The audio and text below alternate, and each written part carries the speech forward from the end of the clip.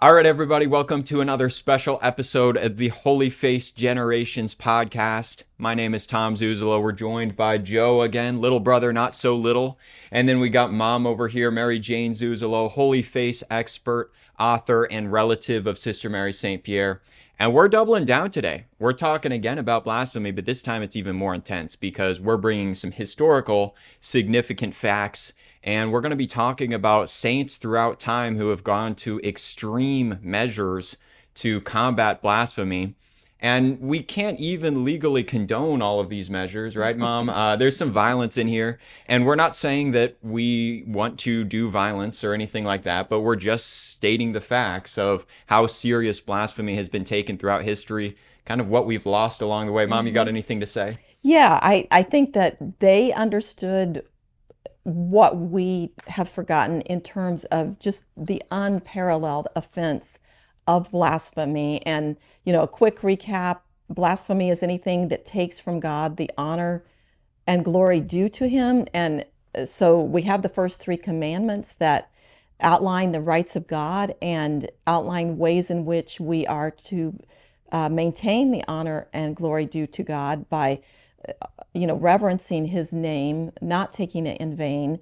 Uh, when we don't uphold the Sabbath and worship God and sustain labor on that day, we are taking from him the honor and glory due to him on that day, according to his own commands. And, uh, you know, A lot of people think it's the least offensive sin, but it's yeah, actually the most offensive sin, as we're going to be talking about today. We're doubling down on that. It's just the truth, right, Mom? it is. Yes. And a lot of people say, well, what about abortion? What about murder?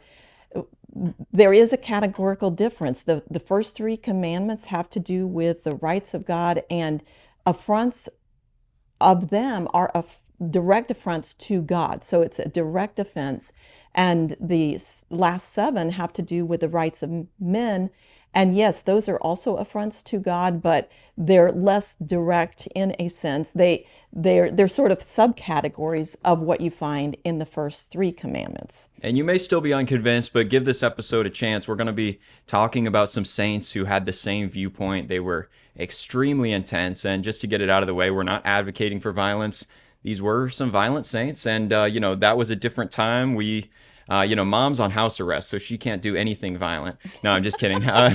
Just parole. No, I'm just kidding about that too. No ankle monitor. We have proof. Yeah, exactly. But Joe, why don't you get us started? Why don't you start us off, intro us, get us started. Well, to set the stage, I want to read a bit from the book of Isaiah, and this is about King Sennacherib. I hope I'm pronouncing that right. I'm just gonna say it Just like go with that. it. He was the king of Assyria, and he was kind of on a roll around 680 BC, and he besieged Jerusalem. And so he was also a notorious blasphemer, and Isaiah makes mention of this numerous times. He says, "Be not afraid of the words thou hast heard, wherewith the servants of the king of Assyria has blasphemed me, Sennacherib, who was sent to reproach the living God. Um, Mm. the king of Assyria has laid waste to all the nations and their countries, and has cast their gods into the fire, for they were no gods, but the works of men's hands, wood and stone, therefore they have destroyed them." Um, So just to set the stage, Sennacherib is a attacker of Jerusalem. Is that right? yep. And Isaiah is writing about him and how he's a blasphemer. Well, yes. And so we're going to then get into what God does in response to this. And so the plea from the people, the Israelites, and from Isaiah is, "Therefore, O God, save us from his hand, that all the kingdoms of the earth may know that thou art the Lord, even thou only." And so then the Lord says, "Behold, I will send a blast upon him, and he will fall by the sword of his own land." Um, and then Isaiah 37:25, "Whom have you mocked and reviled? Against whom have you raised your voice? Against the Holy One of Israel." Mm. So what does God do? Well, he has some very severe reprimand. He sends an angel to Sennacherib's camp, and he has the angel kill 185,000 of his troops in the night. And then Sennacherib himself flees after this incident, as one probably would, but only to be assassinated by his own sons. So we see here it did not go well, and this, I believe, was his punishment, obviously, because he besieged Judea and desecrated the temple, took its treasures, was blasphemous enough. But then also the fact that he deliberately, Isaiah makes mention of his deliberate blaspheme and his desire to reproach the living God. I think that really pushed him over the edge. Man, and where can people find this in the Bible? Which book is this? So this is Isaiah, and this is going to be chapters, I would say it kind of starts chapter 30, but this is from like chapter 35 through 38, I would say, roughly. So yeah, that's where you can read all about this fun event. So you don't even have to take Joe's word for it. We got off to a start already. We see an ancient story, but we're going to get into some newer topics as well, semi-new. Mom, do you have any comment on all this? No, not just yet. Oh, that's rare. Yeah. No comment from Mom. She's just taking it at face value. There we go. I'm being entertained. Unfazed. Yeah. Yeah. This is nothing new to you. Some people, though, they're going to be like, wow, okay, so this is a serious repercussion for blasphemy. Yes. Well, and in this case, it's not the Israelites that are offending in the Old Testament, but I have mentioned before that there were times when they themselves were blasphemous, and the consequence was never good. They would lose their battles. They would most often lose their religion in a sense, and they kind of condemn their culture when they do it.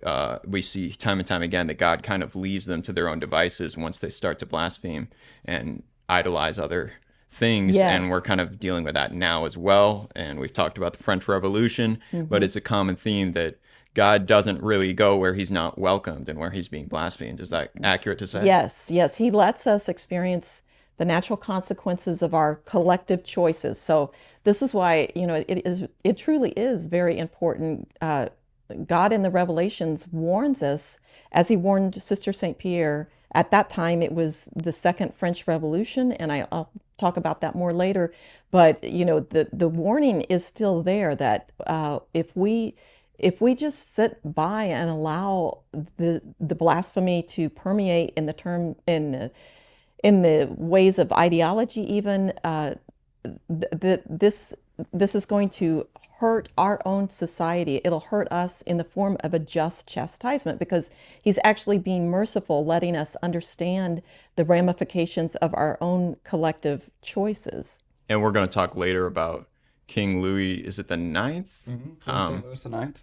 And how he was so strict on blasphemy because he didn't want God to essentially punish them. Like he really took it as a serious factor in building his kingdom. He wanted to make sure God was on his side. What else you got, Joe?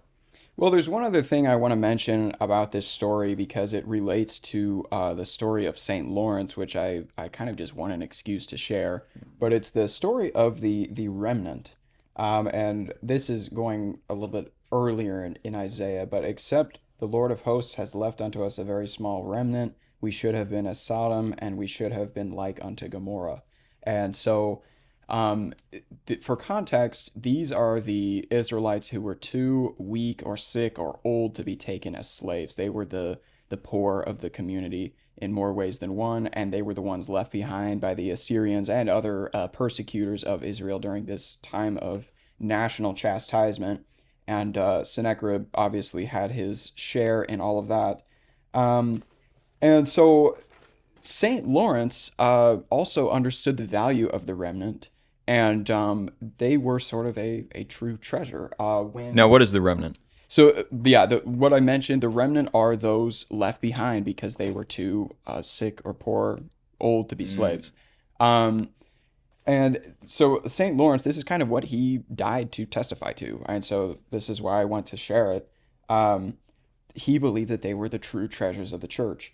In 258 AD, the Romans believed that the church had amassed an enormous amount of wealth at this time, and so they were anxious to get their hands on it. And so the Roman prefect demanded that Saint Lawrence, a deacon of Rome, turn over the church's treasures. Lawrence spent the next 3 days distributing all church property, money, and sacred vessels to the poor.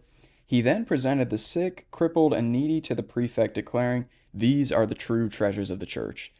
And the prefect was so furious with what St. Lawrence had done that he ordered him to be coated in oil and grilled alive. And then, many of you know what he said. He made one of the best jokes of all time, at least in the history of the Catholic Church.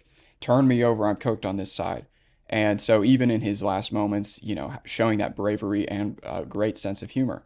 And then T.E. Lawrence, if you guys like history, you will know who he is. He had a similar quote. He said, "Cling to your sense of humor, you'll need it every day." So they were kind of named after each other in that way. You think any of the Romans laughed during that incident? I sure hope so. I mean, despite how grave the situation was and kind of gruesome, I think I would have laughed. Might have been hard to hold back. I always have trouble laughing when I'm not supposed to, like at funerals and stuff. Well, like with all due respect, it's just hard for me to, when I know I can't laugh, that's when it's harder for me. But yeah, that might have pushed me over the edge a little bit, unfortunately. But now, of course, we have so much reverence for him. So, Mom, how does that? Do you have any comments on that? Oh, wow. You Okay. better this time because you didn't last time. So now you have. Otherwise, I'm just going to keep writing. Yeah.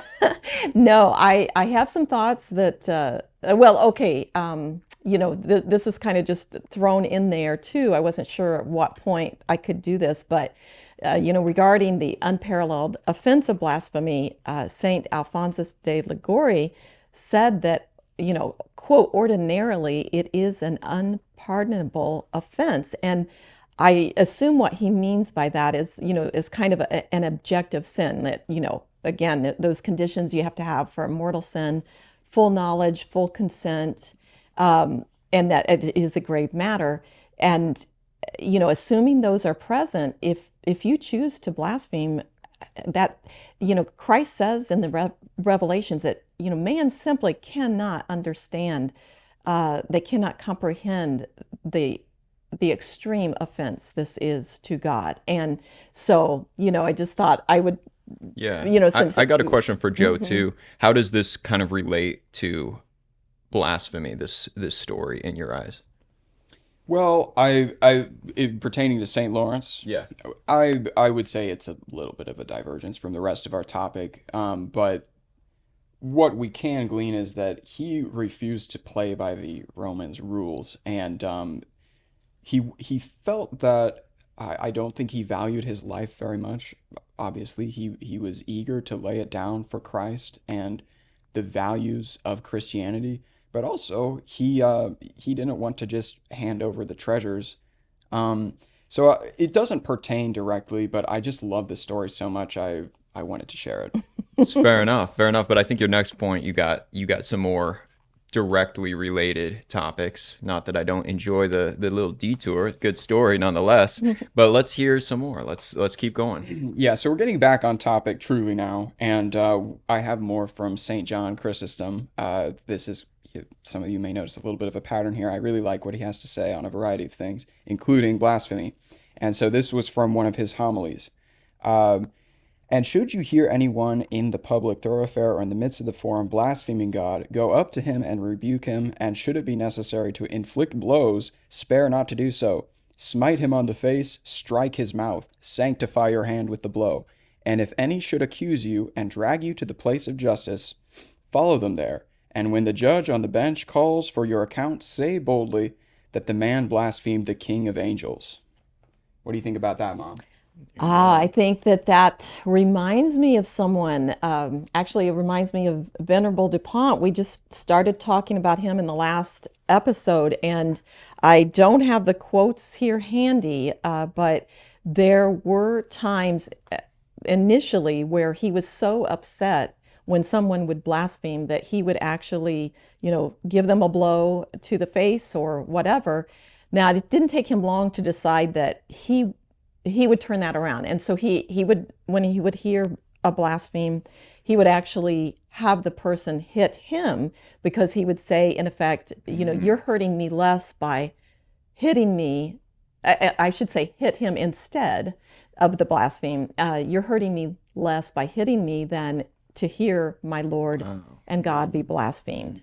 That's a crazy line to use. I might have to try that sometime. Yeah. Although I'll have to judge the size of the other person. I'm only about 150 pounds, so some of these big guys, I don't know about that. But I respect the bravery for sure. Yeah. And that's kind of a good way to deal with some of these people who may not know any better. It's definitely something they'll remember for sure. Right. And like we said, you know, in this time it's a little bit different. We're not necessarily we it's illegal to advocate for violence. We can't, we can't say too much, but it's still worth remembering, just to remember the severity of the sin, because I think it's something a little bit lost to time. What do you think, Joe? Yeah, and St. John Chrysostom, he brings it back a little bit.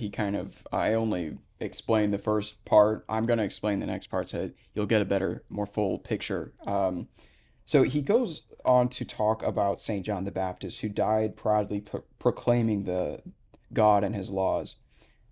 He says, "Now then, at least correct a fellow servant, an equal, and although it should be necessary to die, do not shrink from chastising a brother. This is your martyrdom, since John the Baptist was also a martyr. And although he was not commanded to sacrifice nor worship an idol, yet for the sacred laws that were despised, he laid down his head. Uh, you should also then contend even to death for the truth, and God will fight for you." And then he goes on to emphasize the chastisement of blasphemers, believing it to save them from a just condemnation. "And make me not this cold reply, what matters it to me? I have nothing in common with him," parentheses, sinners, blasphemers. "With the devil alone we have nothing in common, but with all men we have many things in common. For they partake of the same nature with us, they inhabit the same earth, and they nourish with the same food. They have the same Lord. They receive the same laws and are invited to the same blessings with ourselves. Let us not say then that we have nothing in common with them, for this is a satanic speech, a diabolical inhumanity. Therefore let us not give utterance to such words, parentheses, blasphemy, but exhibit such a tender care as becomes brethren." So to correct them on their ignorance. St. John Chrysostom isn't just saying, go hit everybody. He's saying, these are our brothers. They're ignorant. We need to correct them and set them on the right path, because we can't just condemn them as, being apart from us. We share in Christ and everything that he has to teach us. And so we can't deny that. Yeah. Can I say a couple things? So, yeah, the devotion repeatedly calls for the conversion of sinners, not their death or their harm in any way.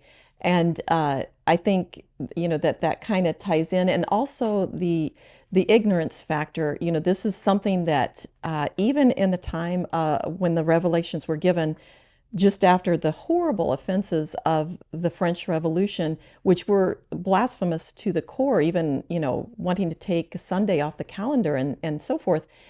There were still people that had lived before this and understood what an extreme change this was and what an extreme offense it was to their faith. And now, sadly, we just are so desensitized to this sin, and society makes us feel as though it is just completely acceptable and not even seen as a sin. And Because you're not hurting anyone. yes, because you're not hurting anyone. And so, society has a hard time upholding the last 7 commandments.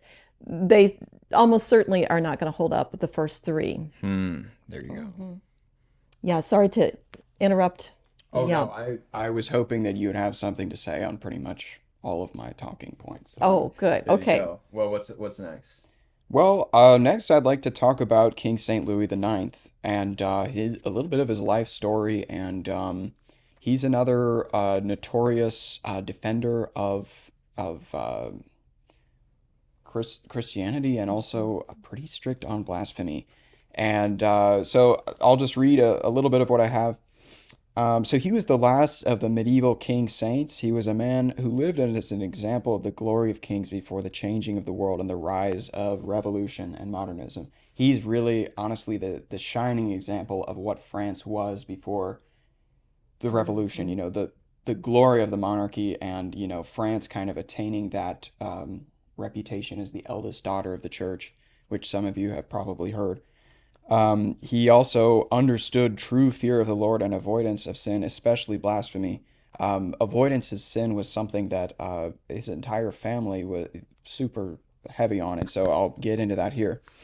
Um, King St. Louis strongly believed that if blasphemy was allowed to persist in his kingdom, the whole kingdom would suffer the just retribution of God. For this reason, he enacted strong and controversial punishments for blasphemy, including the branding of the tongue and lips of the blasphemer.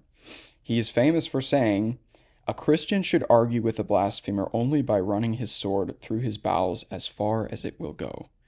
And so I'm not going to comment on that. I'm just going to let you guys hear it and make your own interpretations, but quite a strong statement. You can see how passionate he was. Um, and some of that may have been from his mother, who said to him when he was a boy, "I love you with all my heart, but I would rather see you dead at my feet than to see you commit a mortal sin." And so King St. Louis, he wasn't just a super heavy on the punishment. He actually instituted the presumed innocence in trials in France, and so that's a stipulation of law that we still use today. And so he wasn't all branding and that sort of thing, but And he was really big on charity to the oh poor, wasn't yes, he? yes, that's probably the other thing he is most well known for. Um, but then he also fought two crusades, both of which failed. And he kind of thought of this as a sacred duty, though, not only of all Christians, but most especially their king. And this, was to defend the Holy Land from the infidels, which was kind of a defiling of the Holy Land in the eyes of Christians. And obviously, Christians were dying at the hands of the infidels, and so he wanted that to stop. And so his last words to his son before dying in the Holy Land were very similar to what his mother said to him. Um, "Fair son, the first thing I would teach thee is to set thine heart to love God, for unless he love God, none can be saved. Keep thyself from doing aught that is displeasing to God, that is to say, from mortal sin. Contrariwise, thou shouldst suffer every manner of torment rather than commit a mortal sin." And then he also, and keep in mind he's dying, so this is still on his mind, "Let none be so bold as to say before thee any word that would draw or move to sin, or so bold as to speak evil behind another's back for pleasure's sake, nor do suffer any word in disparagement of God and his saints to be spoken in thy presence. Give often thanks to God for all good things he has bestowed on thee, so that thou may be accounted worthy to receive more." Um, Mom, what happened? Why are people not like this anymore? I Why know. is our culture so comfortable with casual blasphemy Yeah. when And I think no one wants to hurt anyone's feelings, including parents don't want to hurt their children's feelings. And again, this reminds me of Venerable DuPont because his wife died early on, and he only had one child, a daughter, and they had moved to France, and they were a wealthy family, and she was exposed to a lot of the I guess the yeah, temptations? the temptations. And she was a just getting into her teen years, the 14ish, 15ish. And this really worried Venerable DuPont, and so much so that he prayed basically that if that she died without a mortal sin was more or less his prayer. And in fact, she did suddenly contract an illness and died very young. Oh And wow. though he loved her so much, naturally, but I do think he was very grateful to know that she was sinless and that she was kept from being too influenced. So, Wow. mhm. Wow. So I gotta ask, would you rather us die than than do mortal sin? I would, I Yeah, there you would, go. yeah. Uh-oh. a true mother, a true mother. It, It's like what Saint Paul says, some vessels are made to contain the rich perfumes and the oils, the luxurious oils, and some are made to contain kind of I think he literally says excrement. So not everybody's life is going to be glorious or long lived, but mhm. hopefully, DuPont's daughter she was an unspoiled vessel, she never had anything bad going on. So Yeah, even that's right. though She was spared that. it was brought to an end rather early. Man. Okay. What do you got next, Joe? Well, I kind of just wanted to wrap things up by talking about something that happened last year about this time. Uh, there was this plot in Topeka, Kansas, which is the capital of Kansas, Where to you lived at the time? yes, where I lived at the time, to have a black mass said in the Capitol building. And so it was this big to do, and obviously the Catholic community caught wind of it, and there was a very, very large protest held at the Capitol on that day, and there was the demon worshippers in one area, and there were all the protesters in the other, and it was a frightening time. Mom and I were both there, and we did our part in praying and things. But there was one man in particular who, when the I don't know the name of the leader of the demon worshippers, but he had gotten his hands on a what we believe to be a consecrated host, and he planned to defile it. Um, but when the time came, the this man, or this Catholic man who had disguised himself as a Satanist and kind of made his way into the inner circle of um, the Black Mass people. I'm kind of doing a bad job describing it, but there was a big group of them. They're kind of all gathered in a circle around the leader who had the host. He dove in and consumed it before it could be trampled. And Mom showed me a video of the host. From one angle, it looked like the wind had almost miraculously blown it into this brave Catholic man's mouth, and thus, saving it from being defiled. And the reason I bring this up is because we talked about all these kings and saints and king saints who lived and died back in the day, and they fought against the blasphemers, and they believed in retribution because of the anger of that was brought on by blasphemy. And I couldn't help but think that our nation had done something to offend God, to have these demon worshippers in our Capitol building. This is something that even 50 years ago would be unheard of, but here we are. And I'm sure Mom has quite a bit to say about it, but I wanted to bring it up because I'm sure some of our viewers remember it. I remember it, and I thought it kind of ties into what we're talking about. One thing I want to question Mom about is the the punishment, the chastisement of the community as a whole, due to blasphemy, is a very real thing then and now. It is, and I'll mention something about what Christ told Sister St. Pierre pertaining to all this. And I'll just say that, I know that there were different worthy opinions out there. I heard some people's spiritual directors did not want them to attend anything pertaining to this event. But we felt in our family that because the reparation was so public, I'm sorry, because the offense was so public, that the reparation ought to be too. And there was a beautiful mass given by the bishop there that people could attend. And then, the rally was just very, very prayerful and just very much a form of reparation. And, this is something that is sort of discussed in the Archconfraternity.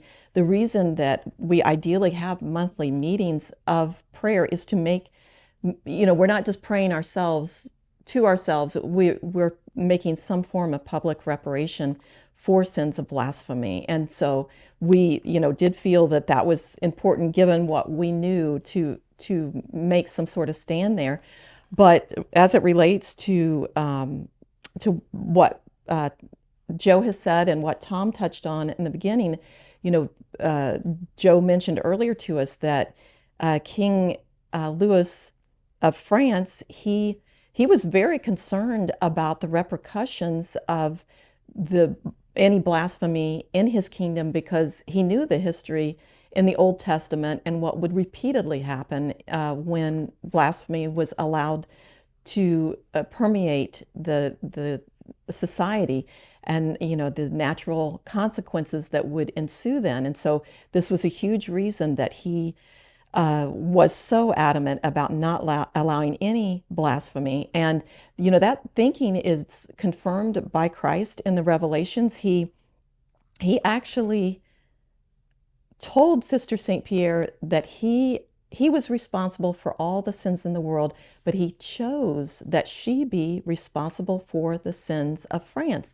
And this was right leading into the Second French Revolution. And uh, she just felt this incredible weight, but he said, but I give you, my the tools of my passion, and especially my face, my wounded face, to be offered to the Father. And we've mentioned before, it's not our own merits that we're offering, but we're offering those of Christ, and that is weighty enough to make a worthy reparation for these sins. And so, even her bishop at the time was convinced that she had helped to stay off the just chastisement.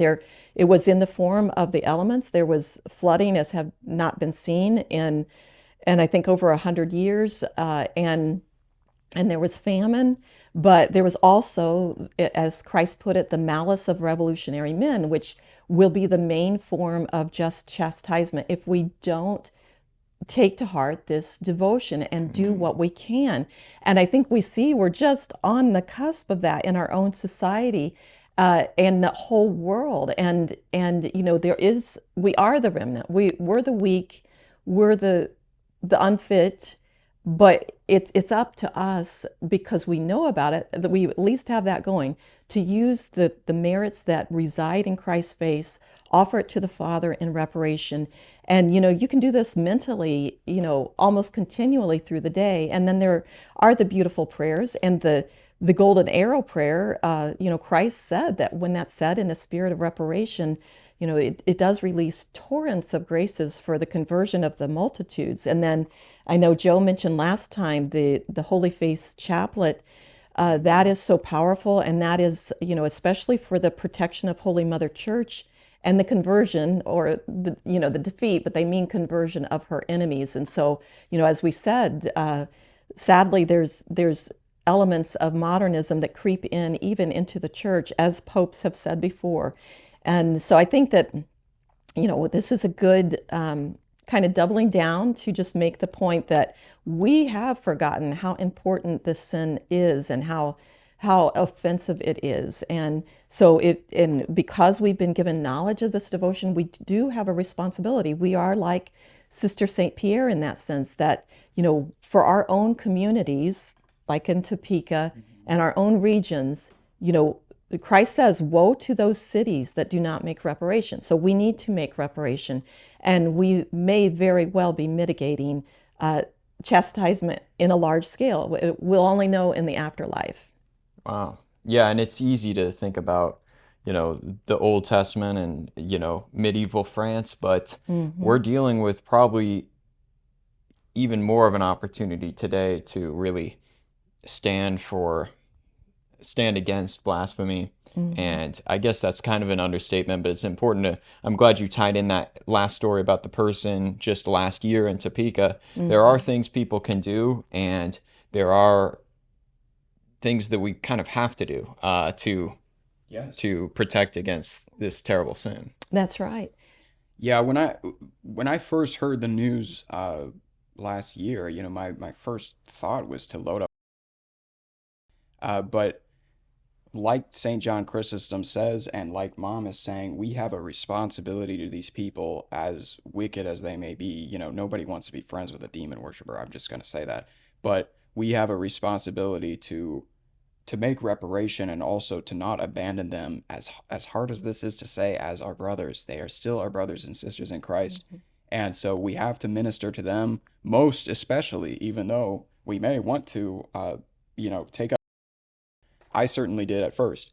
And so what this all sounds like to me, at that time, is it was late stage blasphemy, if we can make that a term. We're not, when we allow the Black Mass people in our capitals, it's not far from, setting up the idol worship again of Moloch and Baal, and, all that comes along with that.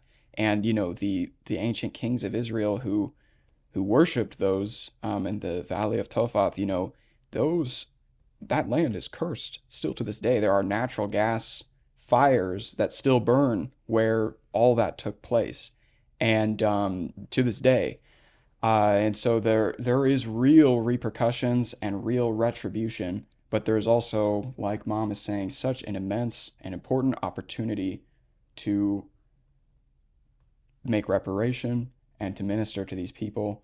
And that's, I think, a big reason why we're even doing this show, is because we want to get the word out and to let people know that we are taking up our own arms, even though we are the remnant. We have weapons to combat this, and we'll never be slaves. And I think you bring up a huge point, that the selfless factor of the devotion. That's one of the reasons I really haven't even mentioned the promises yet of the devotion in the series, and we'll get to those eventually. But I'm so convinced by the life of Sister St. Pierre and the others involved in the devotion that it is meant to be very selfless, and yet the way God works, it turns around and it's the best thing for you, because in being selfless, He promises that these acts of reparation, our recompense is the image of Him upon our souls. And so we will become more and more Christ-like the more we practice this devotion, and just have this mindset of reparation and charity toward our brethren, and a desire to help them even more than ourselves. Wow. Well, I think we covered basically all the We bases did. here today. And I guess if it wasn't made clear already, nobody's apologizing for saying that blasphemy is the most offensive sin. We're all doubled down, tripled down, and we split the hand. So if you play blackjack, you know what that means. Bottom line is, all I'm saying is, we covered it here. I think we did a pretty decent job. We will see you again next week for another episode. Actually, probably if you're watching this, it'll be on Friday. So thanks for watching. Any final thoughts, Mom? And remember, admirable is the name of God. There you go. Thanks for watching.